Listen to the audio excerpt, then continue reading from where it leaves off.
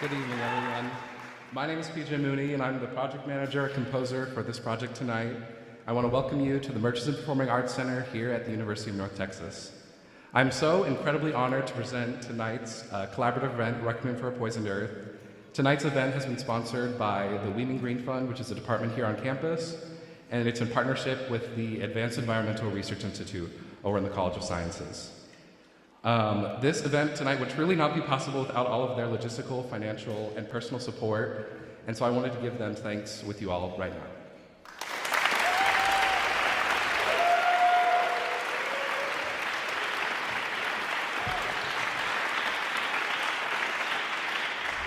Tonight, our event has a foundation in environmental awareness, specifically regarding the hazardous forever chemicals and their inescapable environmental impact.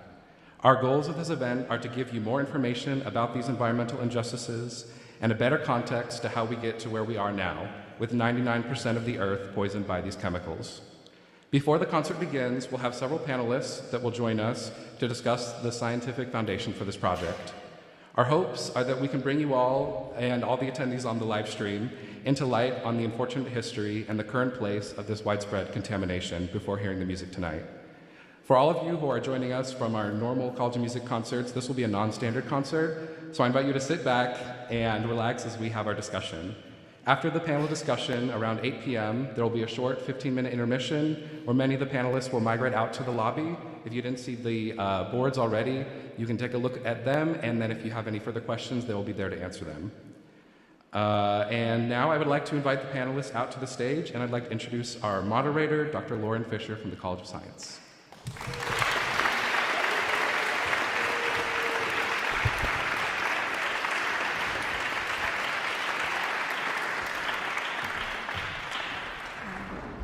Thank you, PJ. We are very excited to be here tonight. As PJ said, my name is Lauren Ames Fisher. I'm an assistant professor here in urban planning and policy, but I also serve as the associate director of the Advanced Environmental Research Institute, which is one of the university's 4 research centers of excellence. We're very excited to be able to participate today, both in supporting PJ's fantastic project, but also in bringing you this panel beforehand to talk a little bit about the context of the topic that we're talking about tonight with legacy contamination and environmental protection. So we're going to go ahead and get started with asking some of our panelists a few questions. But before we get into the conversation, I'd like each panelist to just give us a short introduction of sort of who they are and how they're involved with this project. Hi, I'm Catherine Rigodos. I'm a recent graduate from the Department of English here at UNT, and I wrote the lyrics for this project. My name is Kiana Montanez. I'm a chemistry undergrad student, and I'm also performing in the project.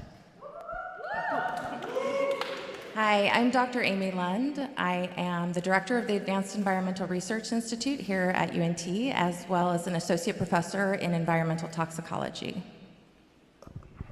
Hello, my name is Tristan Wheeler. I'm the coordinator for the We Mean Green Fund, who helped sponsor this project. Hello, I'm Ashley McCoy. I am a second-year master's student in public administration, and I am a graduate assistant at the We Mean Green Fund. I'm going to go ahead and pass it back down. So we're going to start with some, yes, big round of applause.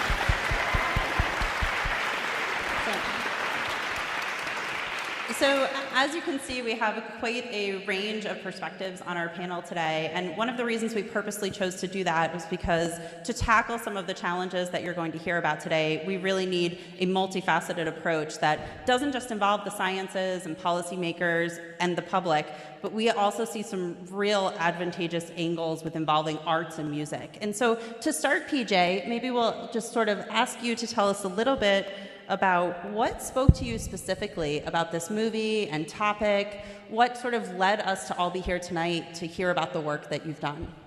Yeah, so during COVID, so 3 years ago, I was home in Nebraska, and I was with my parents, and they said, let's watch a movie. And this film, Dark Waters, was on there. And they were like, oh, it has Mark Ruffalo and Hathaway in it. It looks like it's a great movie. And I was like, environmental lawyer? I don't know about that. Sorry, guys. But I was like, I don't know if I'm interested in that. And it's a really great film. It's a very long film. But the film basically tells the story of Robert Bilott, who's an environmental lawyer who kind of uncovered all of this injustice that was happening from the chemical company of DuPont and how they were poisoning, all of us now. And so from there, I thought, this is great. I had no idea that this was happening. And I think one of the biggest things that hit me, there are 2 slides at the very end of that movie. The first one is, it says 99% of all life is poisoned by these chemicals, by PFAS chemicals. And the next one is that it is PFAS, the one that this Requiem is based off of, is one of 80,000 unregulated chemicals in US production alone. And that just hit me. I was like, I had no idea that this was something that was impacting everyone around me. And so I thought, I'd like to, as a composer, put my own take on that. And several years later, here we are. So that was the biggest thing I think that hit me, was just like, I had no idea this was going on. And it wasn't until I watched a movie. And so I thought, why not bring it to music? Great. And PJ, for the audience tonight, what do you hope that people are going to gain from this performance, from making time to hear about this topic? I think just in general, kind of understanding the foundation of these types of injustices that happen behind our back for a majority of what is going on. I think that's the biggest thing that hit me, is that we're all living our lives, and then these things, whether we like it or not, are still happening. So I think that's one of the biggest takeaways I'd like for tonight. Okay, great. And just as a reminder, there are posters and more information in the lobby to sort of follow up if you're interested in learning more. Katie, let's talk about sort of your experience on the project a little bit. Did you come to this project with an interest or knowledge with PFAS? Or sort of what have you gained from participating in the project? Yeah, so I wasn't completely aware of the gravity of the situation, I suppose. I was aware of PFAS and sort of aware of the ecological destruction, but I wasn't really aware of that 99%, like you were saying. So when PJ came to me with this project and talked about its importance, I was really, really excited to be a part of it. Excellent. And maybe for both of you, from the music perspective, from the lyrics perspective, can you tell us a little bit about what your artistic process was to produce what came tonight in a short snippet? Yeah, it was definitely a long process. He came to me with ideas, and sort of from those ideas and from that sort of data that we also looked at, we really sort of gleaned certain archetypes that we wanted to put in there, and sometimes it was lyrics first, sometimes it was music first. It really just depended. Yeah, and I wanted to add too, when I initially started this project, it was more theoretical, kind of out there, and Katie had said, well, why don't we make like a story out of it, a story about everyday people being poisoned? And so that's what we have here. You'll see later we have 4 incredible soloists, and 2 of them that are going to be right here on this side of the stage represent the working class America, the people who are poisoned, and the other 2 who will be over here represent the company and the image of the company. And so that was one thing that Katie really helped with the project to make it a little bit more attainable to understand. Excellent. Thank you, guys. So Kiana, you hold the honor of being both a performer, but also a student of chemistry here at UNT. Maybe you can sort of tell us a little bit about what this experience has sort of meant to you with that interesting mix to your education. So I remember about a year ago, PJ had asked me if I could help on this project with the chemical aspect of it, and then he found beings that know more than me to help him with it, which I'm not offended, but being in the project and like being able to sing these lyrics, and I'm like, I know what this means, I know the impact of this, I would get excited every time. Like, not excited that people are being poisoned, but I'm like, I understand the science aspect of this and get to put that into the emotion of actually performing it. Excellent. And so for the more sort of artistically oriented side of our panel here, maybe you can just tell us a little bit about what you hope the audience can take away from this, and maybe more broadly, what role you see in the performing arts playing in environmental protection and sustainability more broadly. I'm thinking. I think taking issues like this that seem so like complex and like you wouldn't even know where to start with it, especially for a lot of people that are music inclined are usually not like nose deep in STEM like I would be. And so to take it in a way that is very readable and gettable, but still has the emotional impact, makes it, it just makes it so powerful. So. Yeah, I think that's a great observation, that really sort of the emotions and maybe putting more of the humanity into sort of that science story. PJ and Katie, is there anything else that you would add in terms of the broader role of the performing arts or the arts in general in raising awareness around issues? You want to say anything? I think that it is, like you said, very important that we have this level of outreach. I think when we bury these stories in data, sometimes it's not accessible to the public. So giving it in this platform that's accessible in a way that is a story and embodies multimedially, I think is very, very important and can really help people maybe understand the gravity of the issue and maybe some solutions. Excellent. Thank you, guys. Let's turn a little bit to Dr. Amy Lund to tell us a little bit more about sort of the science perspective here. So, Amy, as a toxicologist, can you help us understand the science behind legacy contaminants? What does the science tell us about the prevalence of PFAS in our environment? What do we know about the long-term or short-term impacts on human health? Yeah, so I'm not going to talk a lot of scientific terms here, I promise. I won't bore you guys. and PJ, I just want to say quickly that you weren't the only one that wasn't aware until you saw this movie. There are people in the field that had no idea, and most certainly the government did not have any idea that this was happening. So unfortunately, that's the way that we end up with a lot of the issues in the environment from toxic substances, is it's kind of after the fact and after it's happened. But PFAS, so you keep hearing us talk about PFAS, and that's an abbreviation. It's PFAS, and there's actually estimated about 13,000 different species of these PFAS, but they're per or polyfluorinated alkyl substances. And what that means is it's lots of carbons in a chain with fluorine atoms on them. Well, those compounds are very, very stable.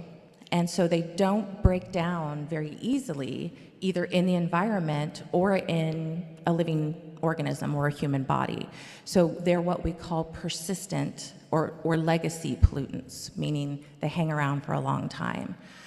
The unfortunate thing is one of the other things about PFAS that we know is because it doesn't break down very easily, it tends to bioaccumulate. And what that means is it builds up in concentration over time. And again, not just in the soil or in the water, but also in living organisms. And so if a fish were to be swimming in the water and take on a burden of this PFAS, and then an animal or a human were to eat that fish, we're going to see that bioaccumulation biomagnify, and then the person eating it will also take on that burden. So it really is something that is a concern, because we know that it's not going to go away on its own anytime soon. And it has the potential not only to hurt the environment, but it has the potential to cause toxicity in living beings like humans as well. So just briefly, I will mention that a lot of the toxicology testing done on PFAS chemicals, and again, they estimate, depending on the website that you look at, anywhere from 9,000 to 12,000 species of these chemicals that are being utilized either industrially or even in household products, and also in like fire extinguisher foams as well. But only in about 13 to 15 of these species have actually been looked at in toxicology testing. So there's a lot that we still don't know. A lot of the tests that have been done either in humans that have worked, and predominantly with occupational exposures, they've worked with these chemicals, either for the companies that are generating them or in the capacity of utilizing these chemicals on a day-to-day basis. We tend to see the highest levels of these chemicals in those people, obviously. And from those studies, in addition to laboratory studies, we know that these types of chemicals tend to cause immune-related issues, typically depressing the immune system and making people more susceptible to illness. We also know that there are certain cancers that are associated with these occupational exposures, especially in reproductive tissues, in thyroid and in liver tissues. And we also know, perhaps most significantly, is that there are developmental issues. So when a mother who is pregnant is exposed to these chemicals, we can see some fairly significant developmental disabilities that come to be in the offspring. We know that PFAS has been around. We have documentation of it for several decades. Why is there sort of this lack of awareness? And what is the Environmental Protection Agency and other actors doing, in addition to things like this music and performance, to try to raise awareness? Is there an active movement? Yes. So again, for many, many years, it wasn't even known. Unfortunately, in this country, our EPA, our regulatory agencies in general are fairly small. They're not manned by many people. And because of that, we often rely on the chemical companies to self-report. Good or bad, that's what we typically rely on. And unless they're self-reporting, there's some type of toxicity that's associated with a chemical, unless there's something found otherwise, it's very hard to determine that, which is why we tend to be what I feel as a toxicologist is really behind whenever we're trying to figure out why something bad is happening in the environment or in people. The sad truth is that it costs millions and millions and millions and millions of dollars to do the toxicology testing for one chemical. But it's important that we do that because obviously we need to protect not only our environment, but human health and other species' health as well. I am happy to report that as of 2021 and 2022 is even bolstered, that the EPA has committed multi-billions of dollars to an effort specific to PFAS to both remediate, so they are looking at areas that have been polluted with this and starting to figure out ways to clean it up, to reduce the amount of these chemicals that are going into the environment, as well as to reduce the type of these chemicals that are being used in either industrial or household products. And then, of course, to remediate as well. So research was the other one. And that's really, again, beefing up research to understand how these chemicals, what's the easiest way to get rid of them, and for as long as they persist, what types of issues might they be causing in the environment or in other living species. Well, it's great news to hear that we're making some headway on that, and I think some of the global partners are also sort of pushing the conversation on the importance of these legacy contaminants for our long-term health and survival. So let's turn a little bit to the We Mean Green Fund, and one of the reasons why we can be here tonight are funders for the project. Tristan, can you tell us a little bit about the We Mean Green Fund and how this project aligns with your mission and goals here at UNT? Yeah, so the We Mean Green Fund is a department on campus who provides funding to environmental projects that can range, from a music concert to a butterfly garden. And so it really aligns with our mission to increase awareness about environmental issues, not only on our campus, but in the whole world. Great. And maybe you can tell us, too, the same question we sort of asked at the other end of the panel. What role do you think the performing or visual or expressive arts play in raising awareness about maybe issues that have been more scientific in nature? Yeah, so whenever I talk about, we fund environmental projects, some people are like, I don't really know what that means. Or they're like, so recycling. And it's so much more than that. And so I think that bringing in the arts and other disciplines really expands our reach to talk about these issues because they don't just affect, the ecology majors, they also affect the music majors and the art majors and everything like that.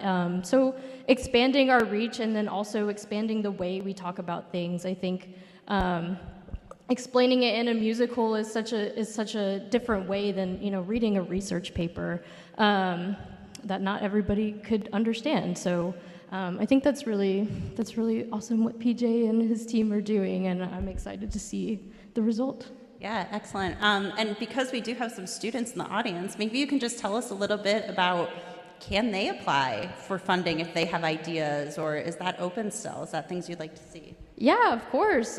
So we take applications all year round. There's different deadlines depending on when you want to start your project. But the best way is if you have an idea, just get connected with us. A lot of students are sort of hesitant because it's a grant and it's like a big project proposal. But if you get connected with us, we help you out, and we want to, and there's probably other students who are interested in the same things that you are.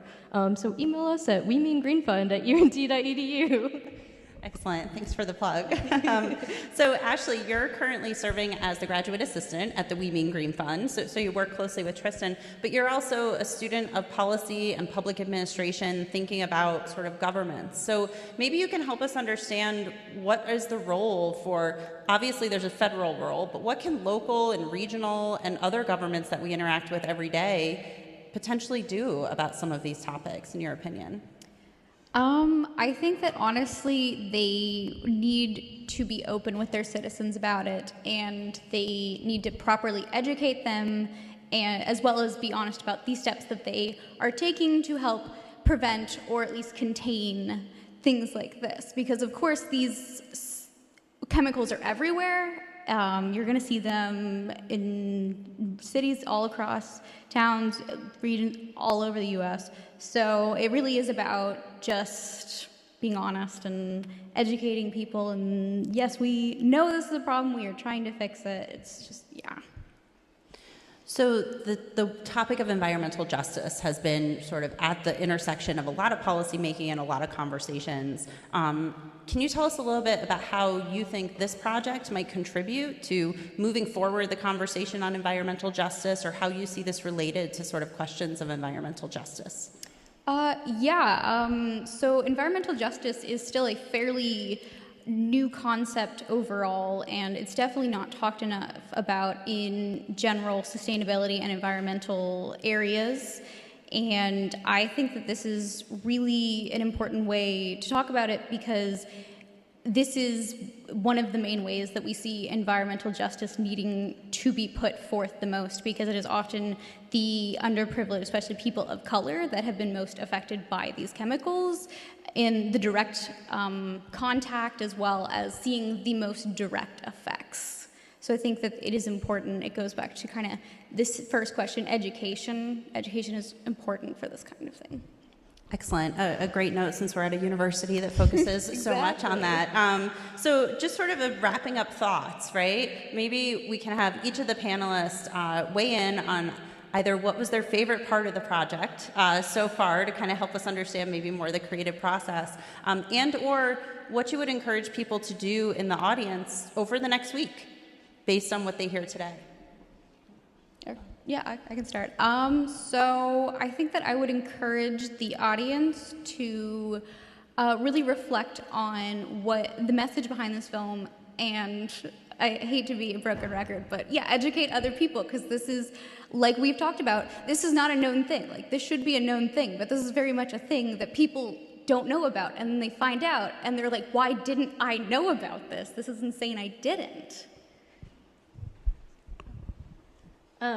So what I want people to think about, definitely educate yourself, but then also consider if maybe you go today and you're like, wow, that was cool, but maybe I'm not interested. But look at what else is out there about environmental justice, because there's so much, there's such a wide array of ways you can get involved, ways you can educate people, spread awareness and spread support. And then also, in your different disciplines, like if you're not an ecology major, or you're not a toxicology, or even a music major, what are you doing, and how can you connect what you do to the environment and to sustainability and to environmental justice? I don't know if I can follow that. I think you guys hit on the major points. I mean, obviously, I'm a professor, so I feel like, and a researcher, so obviously I feel like knowledge is power. And as an environmental toxicologist, I've seen the most forward movement come at the hands of the public when they demand it. So this is an opportunity to become more knowledgeable about a subject that could potentially affect your health or your children's health or their children's health. And this isn't the only chemical of this kind, so I think it's really just understanding the types of environmental threats there are, being educated about it, and being willing to challenge our government officials to start to step up and do something about it. I'm not sure if there's much more to say on what to do. I feel like it's all been covered, so I will answer the other question about my favorite part. Many of the people involved know that every time we get to a specific movement, we talk about the chemical a little bit, and we talk about surfactants. And it's my favorite thing to talk about. They're surfactants, that's kind of what this chemical is. It's a specific type. It's fluorosurfactant, which means it has fluorine. And it has, basically a surfactant is what I tell a lot of people. It's what makes soap work. It decreases surface tension, and it kind of has to do with making things be able to mix so soap can actually do its job. But in, certain situations, that is not good for your body. So, yeah, I really like surfactants. My favorite part of working on this project was, I think, bringing these stories to the public and using the innate humanizing and empathetic power of literature to reach all of you today. I think what I would want all of you to leave with is to remain hopeful. I think hearing all of these statistics and knowing about all of these horrible things, it's easy to be discouraged, but I think allowing that to sort of shape you in your daily lives and remain hopeful is going to be the key to changing and being committed to change. They are a lot better at words than I am. Yeah, I agree with what Katie said. There's a turning point in the music you'll hear tonight, and the choir will sing and work to find the world anew. Let his soul guide your eyes to change, is what they say, a text that Katie wrote. And we had worked on that transition because it just felt so doomy and gloomy, and then all of a sudden we're like, oh, okay, there's hope. So it's a really nice moment, and I think that is something that we can all take away too, is that, even if things seem very scary, at least we're in the knowledge of it too, and at least there are things being done. In fact, Michael, could we change the slide? We have, this is the same as out in the lobby, but for everyone joining on live stream too, these are some resources that you can look at from a lot of the things that we've talked about tonight. But yeah, and favorite part of this project, I mean, it's all of it. So, but I think it's been great to work with all of you, and all of the orchestra and choir are in the balcony right now. So, it's been great to work with you guys.